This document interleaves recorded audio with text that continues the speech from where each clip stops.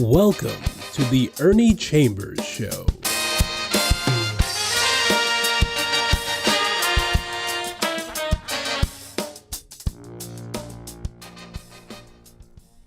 Brothers, sisters, friends, enemies, I'm going to get right into my subject. So much is happening in Gaza with Israel and the outbreak of demonstrations throughout the country and in other countries that I'm going to read because it will hold me more to the topic and I won't stray as far afield. So I'm going to get right into it. And this is dated March 9th of this year. It was in the Omaha World Herald. Unless I say otherwise, all of these were in the World Herald. And if it came from another paper, they would make note of it. Some children in Gaza are dying of hunger. Rafah, Gaza Strip. It's not just Israeli bombs that have killed children in war-ravaged Gaza. Some are now dying of hunger. Officials have warned for months that Israel's siege and offensive were pushing the Palestinian territory into famine. Hunger is most acute in northern Gaza, which has been isolated by Israeli forces and has suffered long cutoffs of food supplies. At least 20 people have died from malnutrition and dehydration at the North's Kamal, Adwan, and Shifa hospitals. That's according to the health ministry. Most of the dead are children, including one as old as 15, as well as a 72-year-old man. Particularly vulnerable children are also beginning to succumb in the south. I have a sock here right quick.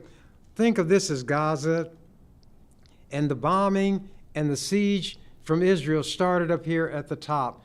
They told the people to move because they were going to be attacking, airplanes and so forth. So the people started moving southward, down. And when they got to this point, they were told that they had to move again. Some tried to go back north, but they were not able to. They stopped. So they continued to be pushed. And finally, to make a long story short, they wound up down here in the toe, which is Rafah. And there are over 1 million people in that area. So keep in mind the sock idea and the people being driven southward by Israeli forces. Continuing, at the Emirati hospital in Rafah, 16 premature babies died of malnutrition-related causes over the past 5 weeks, one of the senior doctors said. The child deaths we feared are here, Adeli Kaur, UNICEF's Middle East chief, said in a statement. Israel's bombardment and ground assaults have already wreaked a high toll among children, who, along with women, make up nearly 3/4 of the more than 30,800 Palestinians killed, according to the Gaza Health Ministry. Malnutrition is generally slow to bring death, striking children and the elderly first. Other factors can play a role. Underfed mothers have difficulty breastfeeding children. Diarrheal diseases rampant in Gaza due to lack of clean water and sanitation leave many unable to retain any of the calories they ingest, said a UNICEF official who is a child nutrition expert. Malnutrition weakens immune systems, sometimes leading to death from other diseases. The siege. Israel largely shut off entry of food, water, medicine, and other supplies after launching its assault on Gaza after Hamas's October 7th attack on southern Israel. The fighting killed about 1,200 people, and Palestinian militants took about 250 hostages. It has allowed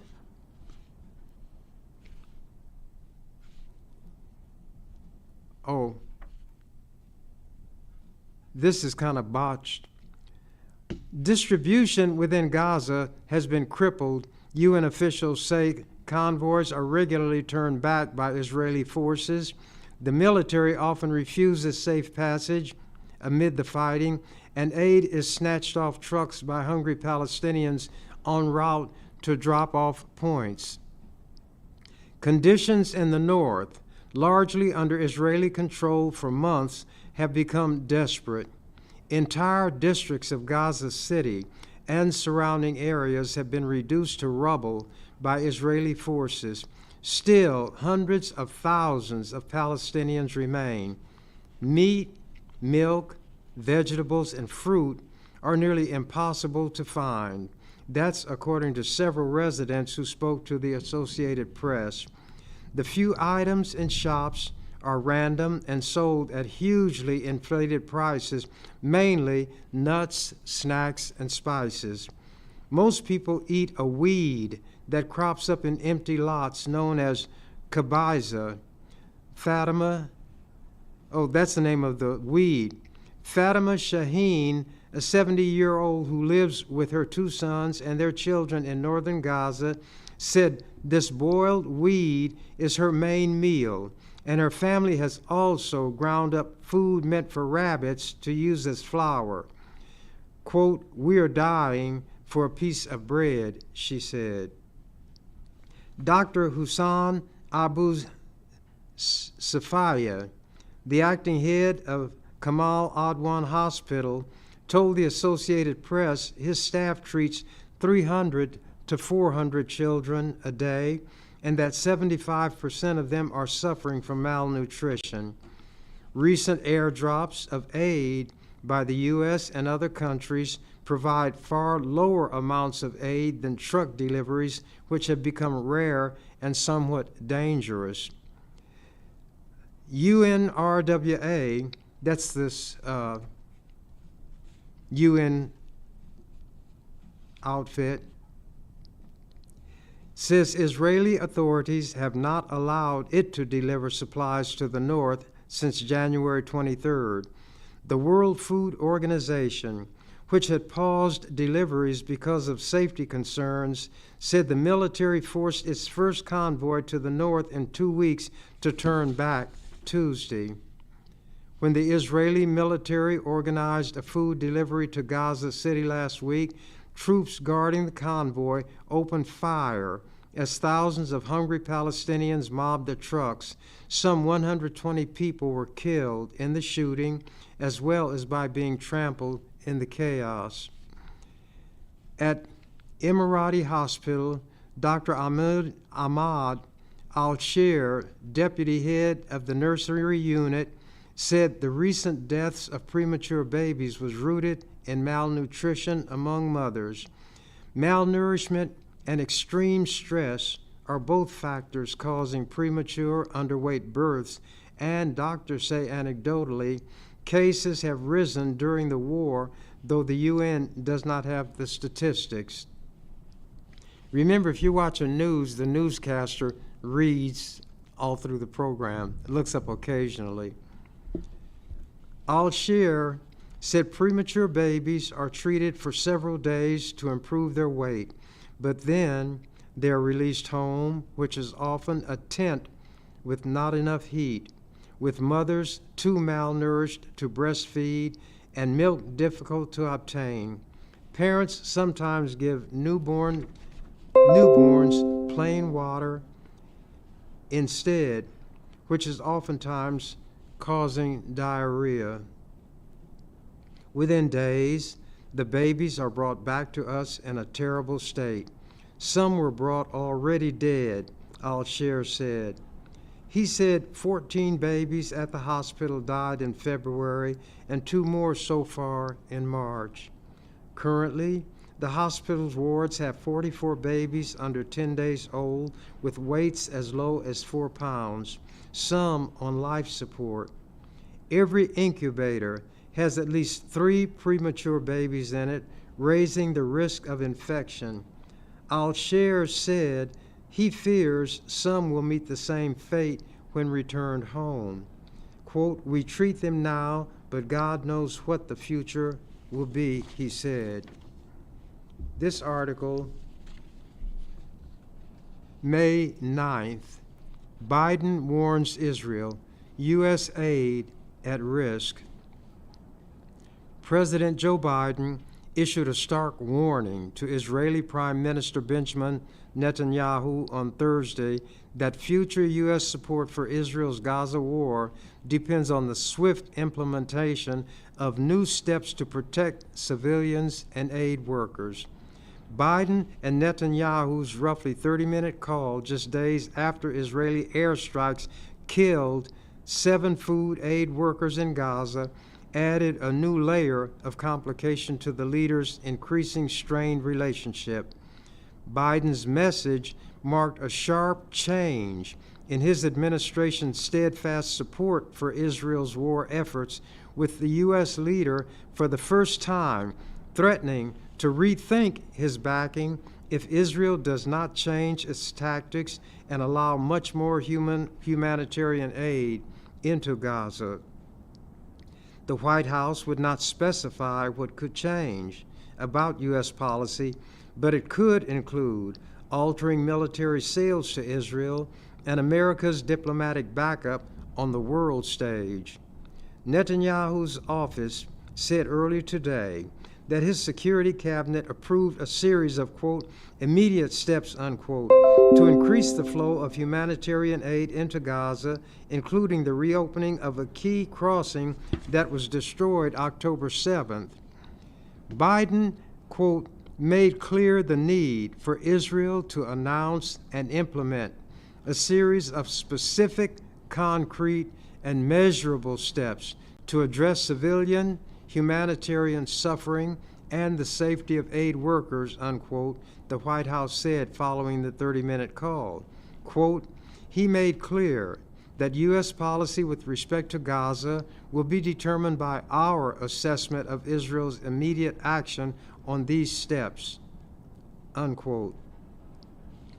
Biden also told Netanyahu that an, quote, immediate ceasefire is essential and urged Israel to reach such an accord without delay, unquote. That's according to the White House, which described the conversation as direct and honest. Netanyahu's office said the Erez crossing, which for years served as the only passenger terminal for people to move in and out of Gaza, would be temporarily reopened. White House National Security Council spokesperson Andrea Watson welcomed those moves, adding, quote, as the president said today on the call, U.S. policy with respect to Gaza will be determined by our assessment of Israel's immediate action on these and other steps, including steps to protect innocent civilians and the safety of aid workers, Watson said.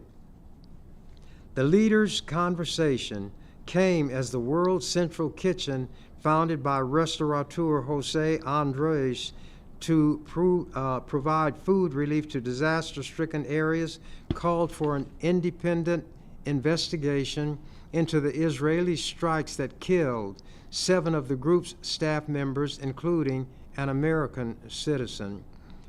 Israel acknowledged responsibility for the strike on the World Central Kitchen workers, but said the convoy was not targeted and their deaths were not intentional. The country continues to investigate.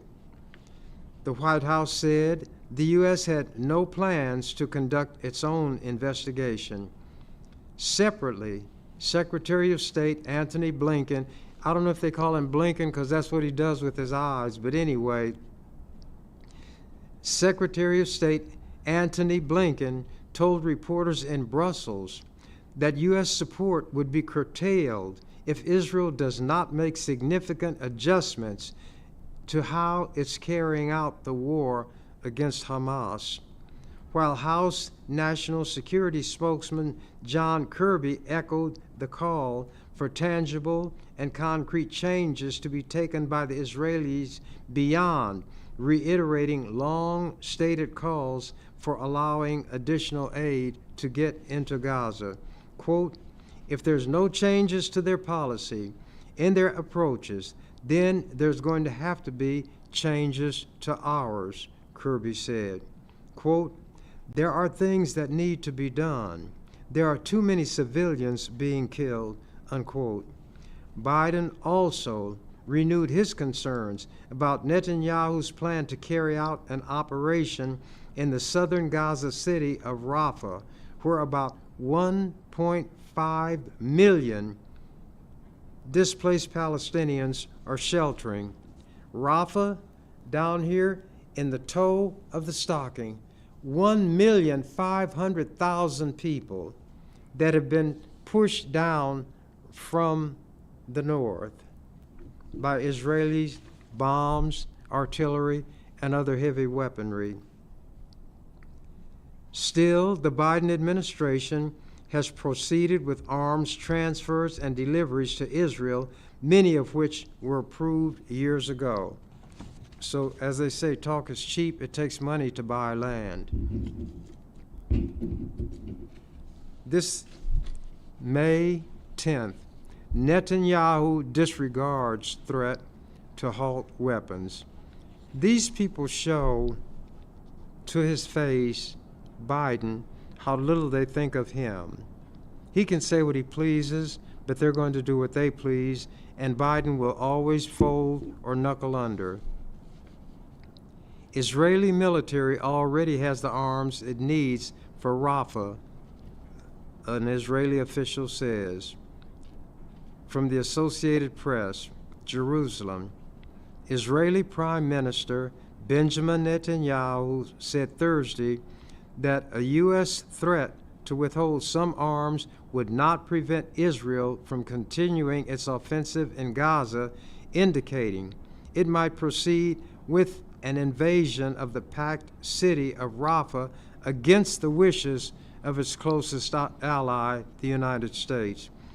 In other words, as long as the United States goes along and lets that Israeli tail wag that big American dog, then things are fine, or as white people used to say when I was in high school, hunky-dory.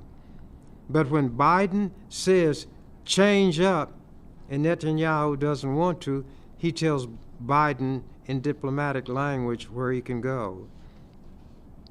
Continuing, President Joe Biden has urged Israel not to go ahead with such an operation over fears it would exacerbate the humanitarian catastrophe in the Palestinian enclave.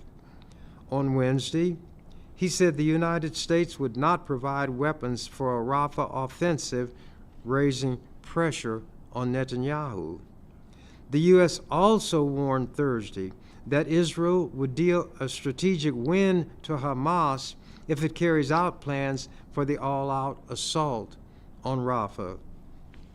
But in a statement Thursday, Netanyahu said, quote, if we have to stand alone, we will stand alone. If we need to, we will fight with our fingernails. But we have much more than fingernails, unquote. And it had come from the United States of America. Israel's top military spokesman, Rear Admiral, and that's a real term in the military term, Rear Admiral. It's not saying he is the rear. You know what I'm getting at? Anatomically speaking. Israel's top military spokesman, Rear Admiral Daniel Hagari, also appeared to downplay the effect of any arms holdup. Quote, the Army has munitions for the missions it plans and for the missions in Rafah too. We have what we need, unquote, he said in response to a question at a press conference. Israel has repeatedly threatened to invade Rafah, where about 1,300,000 Palestinians, more than half of Gaza's population, took refuge. And what was happening when Israel would warn the people in the north that there was going to be action, so move southward? When the people wound up where they were told to move, there were attacks there, and hundreds of Palestinians were killed in the place where Israel told them to go. Israel was like a butcher. Rafah and all of the Gaza Strip are like a slaughterhouse. Let me continue.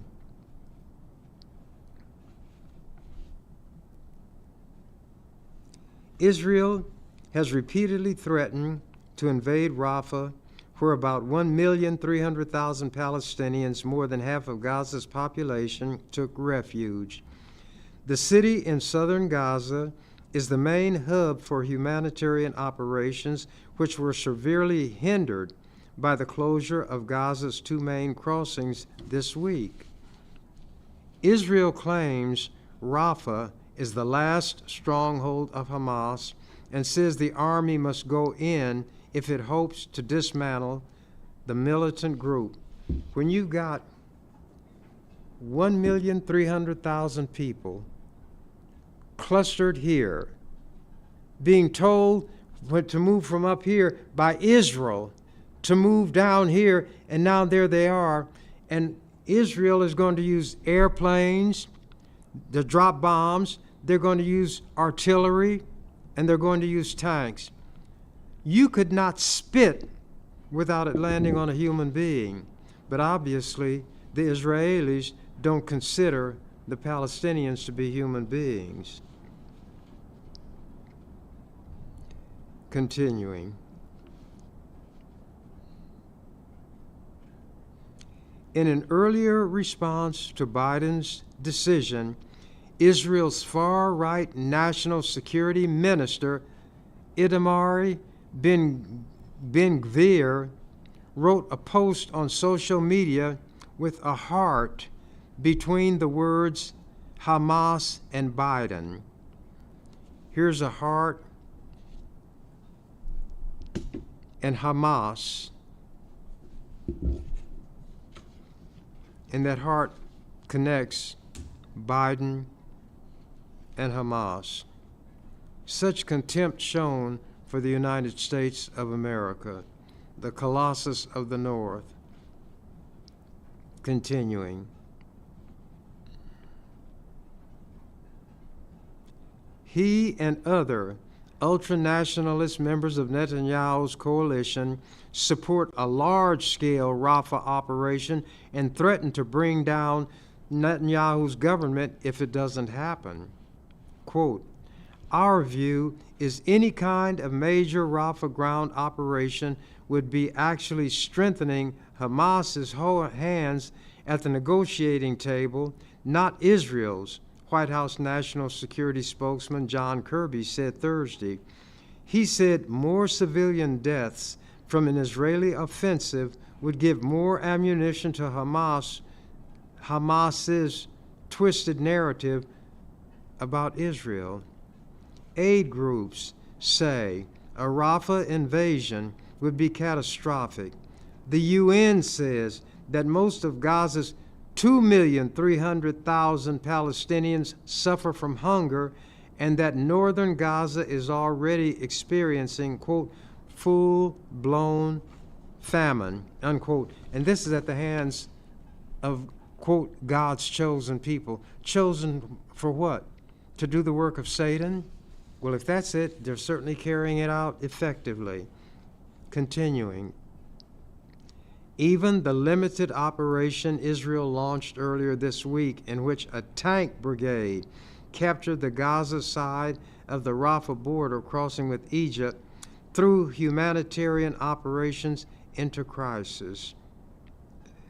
CIA Director Bill Burns and other delegations to the talks left Egypt without a deal Thursday. Kirby said it was too soon to know whether the aid holdup altered the Israeli calculus, but the U.S. was advising Israel on how it could defeat Hamas through more surgical operations. Some analysts said the rift between Biden and Netanyahu threatened to weaken Israel's negotiating position and harden Hamas's stances. Hamas demanded guarantees for an end to the war and a full Israeli withdrawal from Gaza as a part of any deal, steps Israel ruled out. Quote, "It sends a discordant message at a time when Hamas is holding out on a hostage deal in the hopes that pressure will grow on Israel and it will gain a ceasefire without having to give anything in return, unquote, said Israel Policy Forum, a pro-Israel organization based in New York. Now they're getting advice from New York on how to destroy the Palestinians, but nobody is criticizing that while criticizing students for protesting the viciousness of Israel against the Palestinians when they protest on and around university campuses. But it shows the power that the Jews have in this country. And remember, that is not every Jew. It's a collective word because they describe themselves collectively and they act collectively. So those who behave in this fashion get the label and deserve it. But if you walk with those who are lame, you yourself will learn to limp. And when you have all the outward signs, you are deemed by those who are observing to be one of those with whom you are associating, with whom you share all of these signs and characteristics. The UN Agency for Palestinian Refugees, known as UNRWA, said it only has enough stocks to maintain operations for a few days, and it began rationing. This is happening now. This is dated May 11th. The Biden administration said Friday that Israel's use of U.S.-provided weapons in Gaza likely violated international humanitarian law, but wartime conditions prevented U.S. officials from determining that for certain in specific airstrikes. And the headline of this, White House, Israel likely violated international law.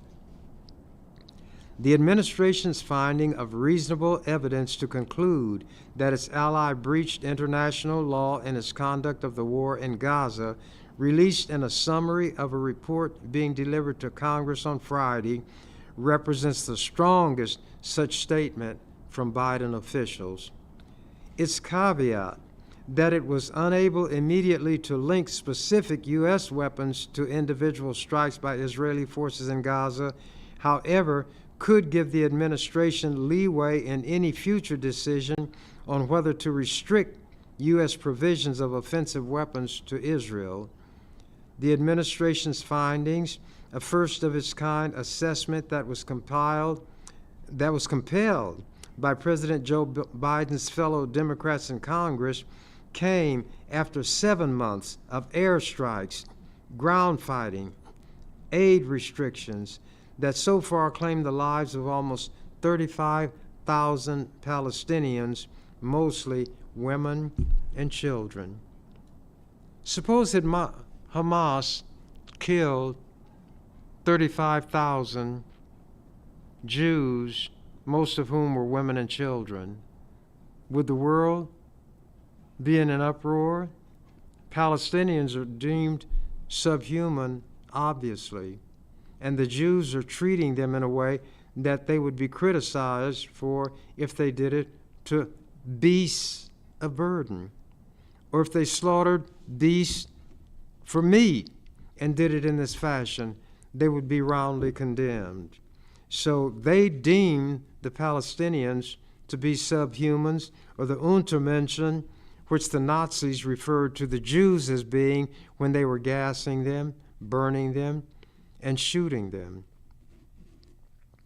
Biden has tried to walk an ever finer line in his support of Prime Minister Benjamin Netanyahu's war against Hamas.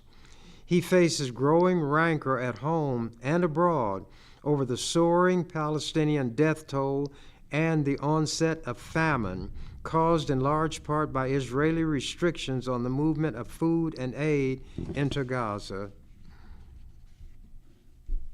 Meanwhile, the UN General Assembly voted by a wide margin Friday to grant new, quotes, rights and privileges, unquote, to Palestine, and called on the Security Council to reconsider Palestine's request to become the 194th member of the United Nations.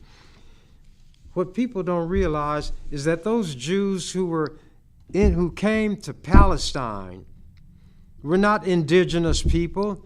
They were kicked out of Europe. They were kicked out of every country in Europe where they went. Spain, Portugal, you name the country, and they were kicked out. They wound up going to South Africa and joining the white South Africans in oppressing the indigenous black population. When we talk about apartheid in South Africa, how vicious it was, the Jews were right there underwriting it, undergirding it. They had an official tie-in with the racist South African government. Black people need to know that. The Jews did not have a state in Palestine. They went to Palestine in the way that Europeans came to this country and stole the land from the indigenous people. And this rhyme, as I mentioned it to you all, if you remember it, was said about the Japanese degrading them, but it applies to what the Jews did when they came to Palestine. Jews were not in Palestine. Palestinians were there. That's why it was called Palestine. How courteous the Japanese. He always say, "Excuse it, please." Walk into his neighbor's garden, smile, and says, "I beg your pardon." Then he grins his friendly grin, invites his hungry family in, and then he bows his friendly bow. "So sorry, this my garden now." That's what the Jews did when they went to Palestine. And they, in 1948, I'm not going to tell you what happened in 1948, but it was critical. A Jewish state did not exist. It's an artificial contrivance, a concoction that was built on the stolen land of the Palestinians. And just as in this country, the native people were placed on reservations and treated like subhumans. That was the model the Jews applied in Palestine to the Palestinians. And they maintained contact with South Africa. And the United Nations officially identified Zionism, which is going to Palestine, Zionism as racism. Malcolm X said, "History is the study best suited to reward our efforts." We should read. We need to understand. And when you see these students who are not doing on these campuses anything near to what the Jews are doing to the Palestinians, mainly women and children, yet the police are summoned. They're using these exploding grenades. They're using clubs. They're arresting. They're hog-tying students for exercising what they thought was their right to freedom of speech. But the Jews have a lot of power in this country, and they can counter-demonstrate, and nothing is done to them. There will come a day of reckoning.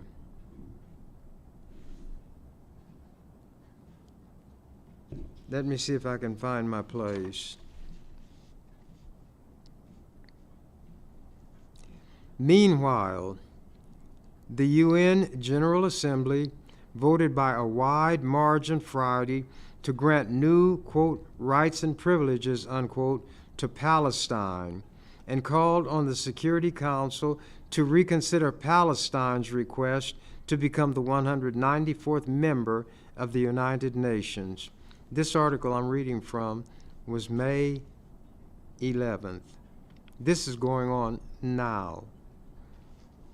The world body approved the Arab and Palestinian-sponsored resolution by a vote of 143 to 9 with 25 abstentions. The United States, lapdog that it is, lackey running dog,